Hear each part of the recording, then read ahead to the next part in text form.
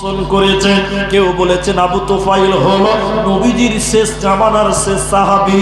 আবু তুফাইল রাসূলের জামাই হযরতে আলীর কাছে এসে বললেন, আলী রে, তুমি বলো বিশ্বনবী তোমার শ্বশুর কি এমন দিয়েছে তোমাকে যা অন্য কাউকে দেয় নাই?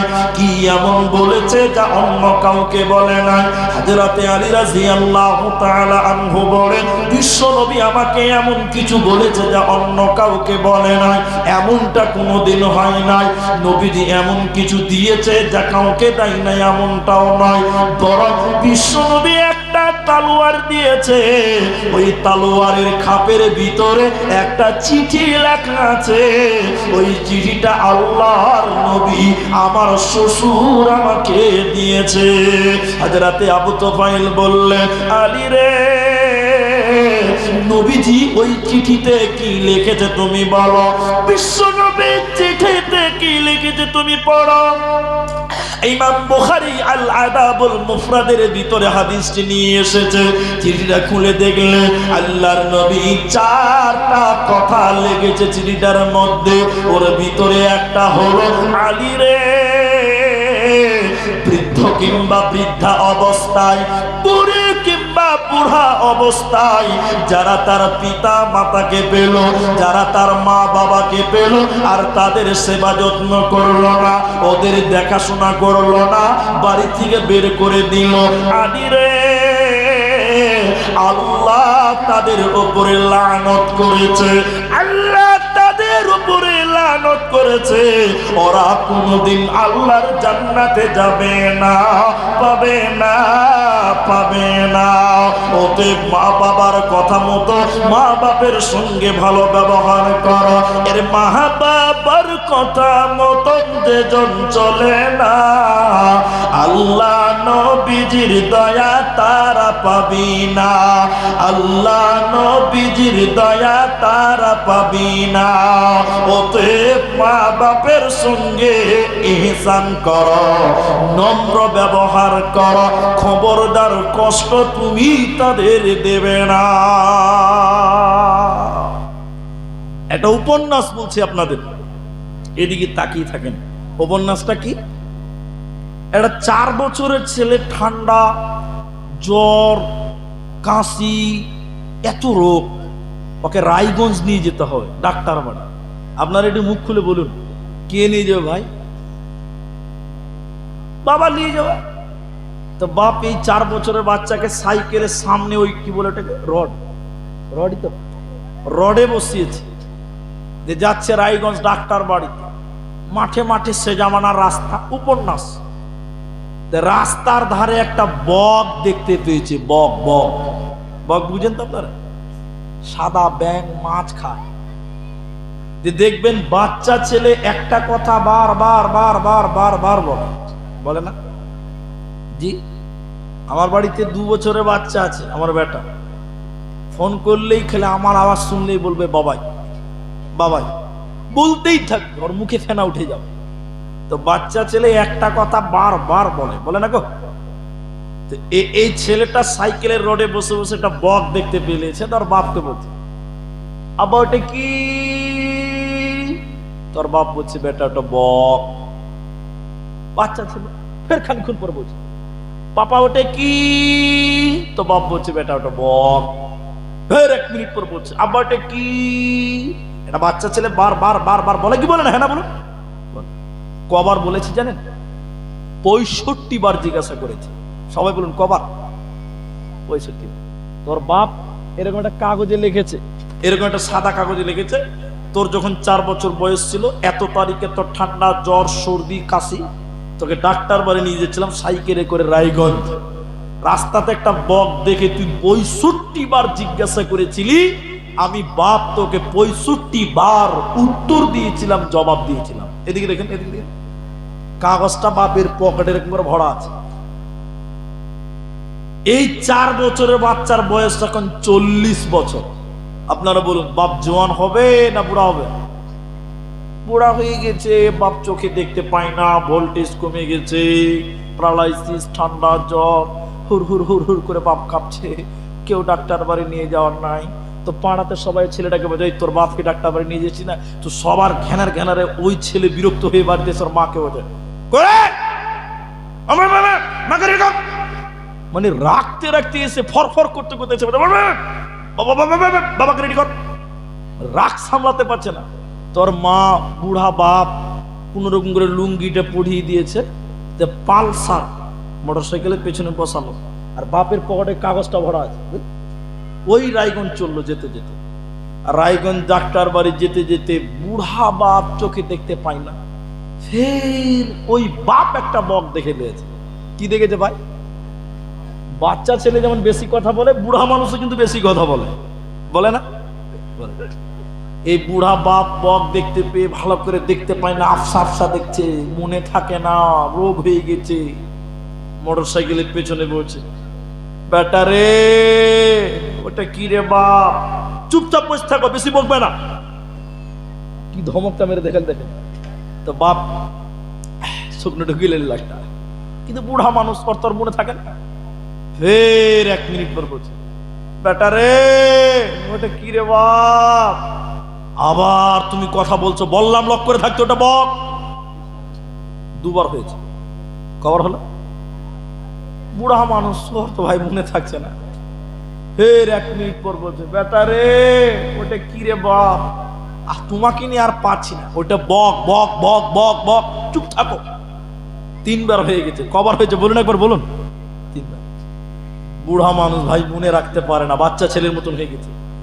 বুড়া একটু পরে ফের বলছে, বেটা রে ওটা কি রে বাপ, শালা বুড়া ব্যান ব্যান ব্যান ব্যান করে তখন থেকে বইকে চলতেছে। ওর বাপ ভাড়াত করে উঠে গেছে, ওরে সর্বনাশ। বাপ তখন পকেট থেকে কাগজটা বের করছে, এদিকে দেখেন, কাগজটা বের করে বলছে, বেটা অমুক দিন অমুক সালে তোমার 4 বছর বয়স ছিল, একই রাস্তা দিয়ে তোমাকে ডাক্তার বাড়ি নিয়ে যাচ্ছিলাম। পার্থক্য হলো আজকে মোটরসাইকেল, সেদিন ছিল সাইকেল। সেদিন এই রাস্তাতে এই জায়গাতে বেটা তুমি 4 বছর ছিলে।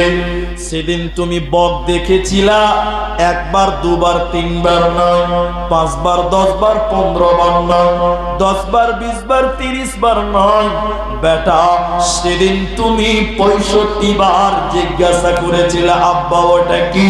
সেদিন আমি তোকে 65 বার বিরতিহীন জবাব দিয়েছিলাম।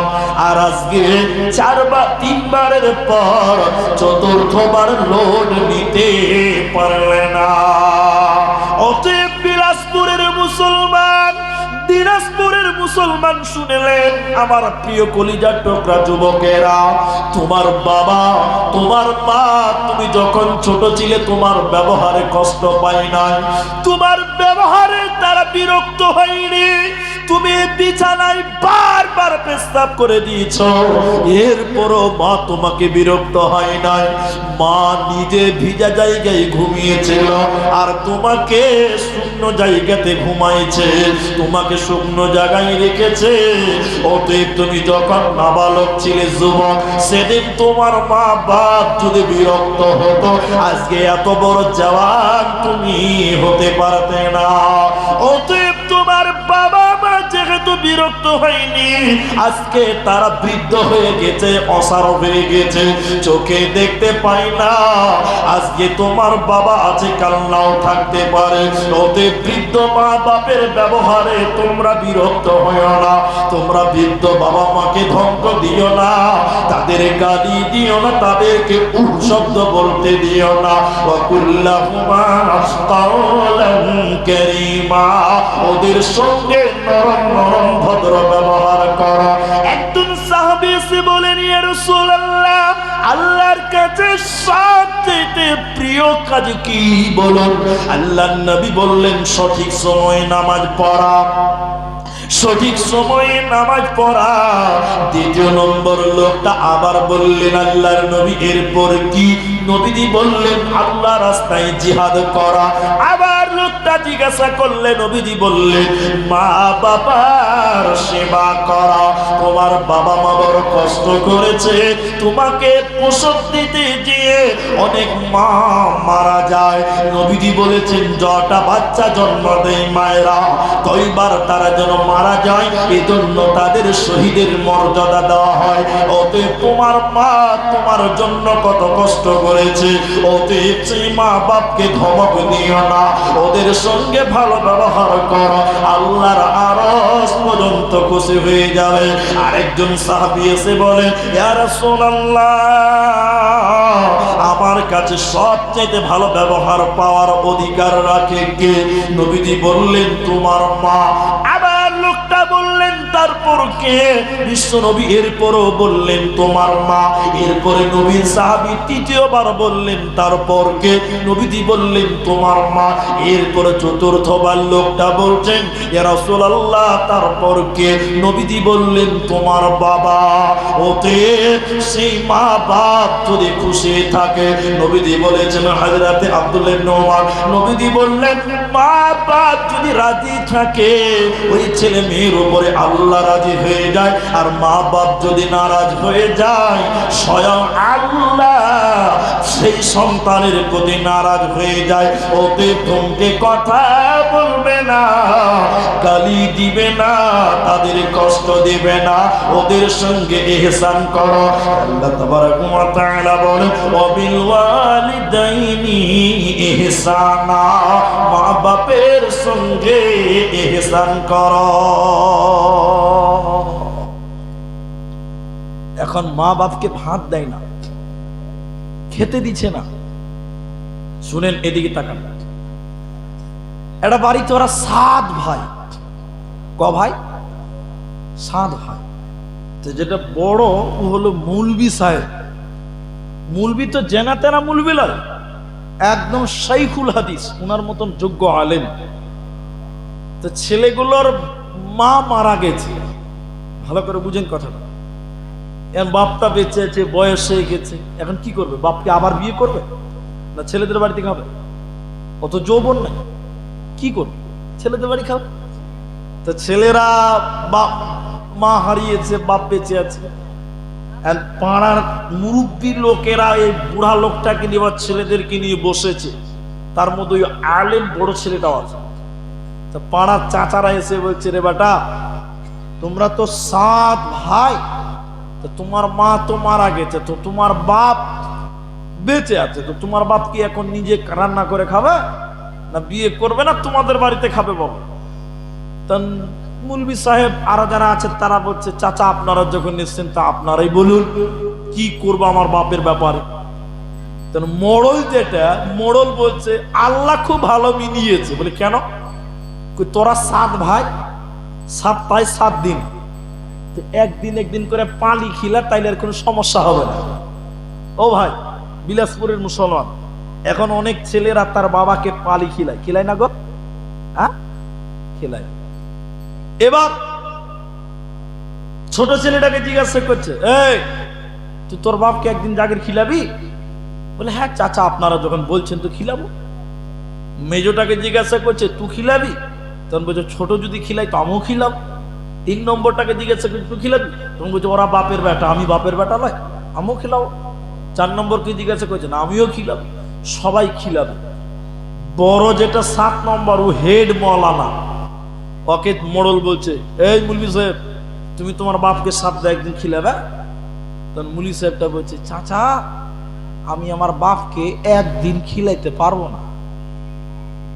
রাগ উঠবে না ভাই? কিছু কিছু লোক বলছে, ঠিকই বলেছে, মুলবিরা বাপকে ভাত দেয় না। বলছে, চাচা আমি আমার বাপকে একদিন খিলাই